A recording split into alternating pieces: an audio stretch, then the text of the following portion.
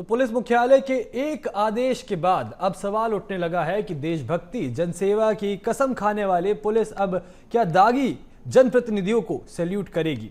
आदेश की अनिवार्यता की वजह से अब ऐसे दागदार नेताओं का सैल्यूट मारना खाकी की मजबूरी बन गया है। इन नेताओं पर मर्डर, रेप, दंगा, धोखाधड़ी समेत कई गंभीर केस दर्ज हैं। इतना ही नहीं, कई मंत्रियों पर तो जुआ एक्ट के तहत भी मामले दर्ज हैं। इसी पर देखिए खास रिपोर्ट।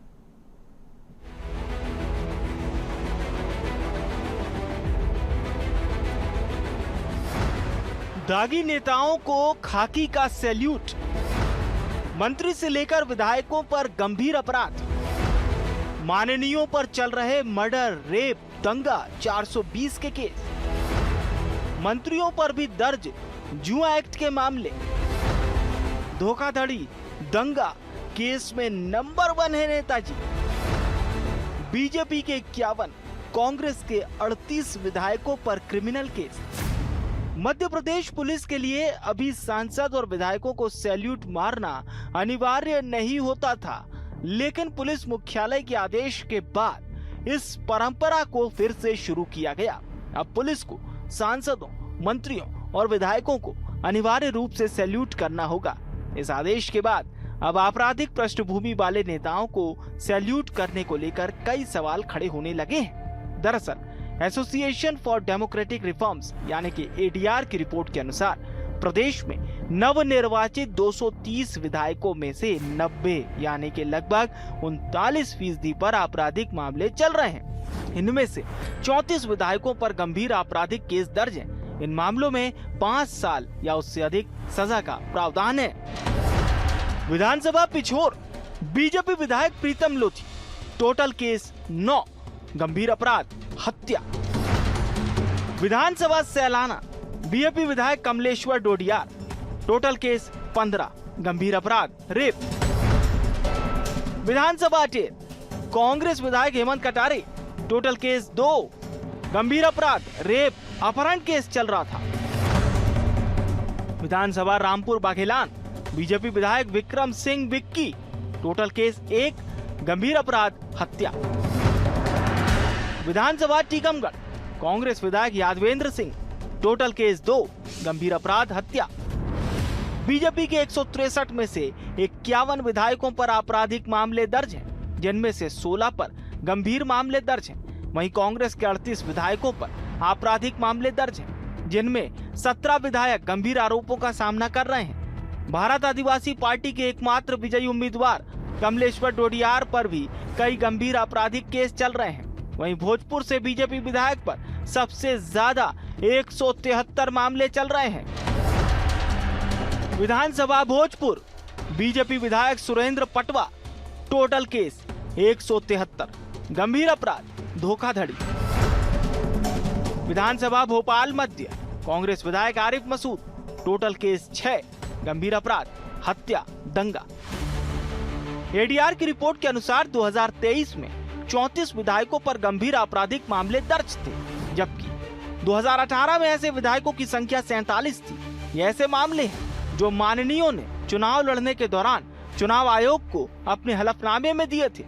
विधायक से मंत्री बने बीजेपी के कई दिग्गज नेताओं पर भी गंभीर अपराध दर्ज हैं। ऐसे कई मंत्री हैं जिन पर हत्या से लेकर जुआ एक्ट में केस चल रहे हैं। मंत्री इंदर सिंह परमार, टोटल केस 2, गंभीर अपराध हत्या। मंत्री दिलीप जायसवाल, टोटल केस 1, गंभीर अपराध धोखाधड़ी।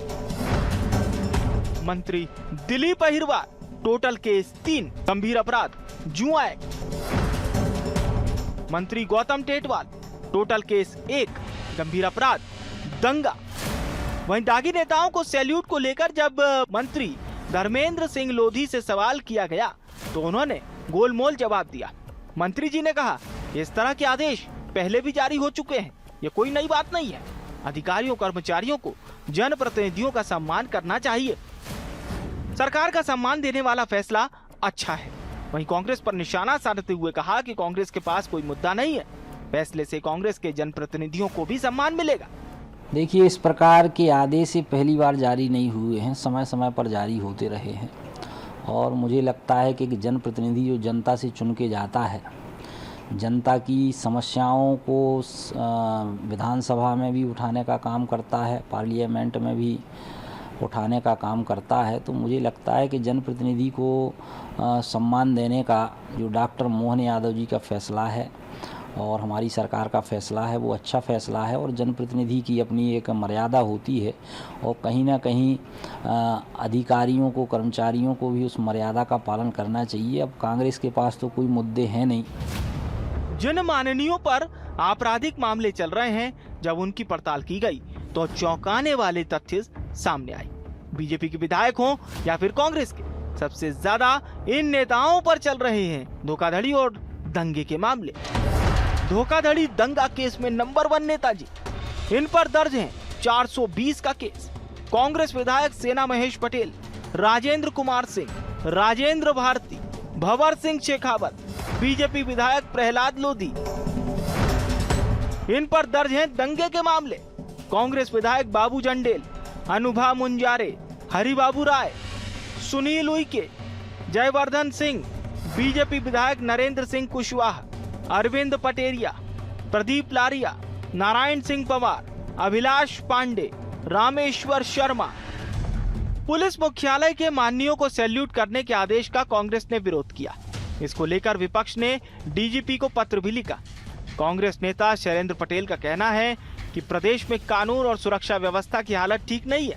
सम्मान देना अलग बात है और सैल्यूट करना अलग। यदि बड़ी संख्या में नेताओं पर अपराध दर्ज हैं तो उन्हें सैल्यूट करने से पुलिस का मनोबल गिरेगा।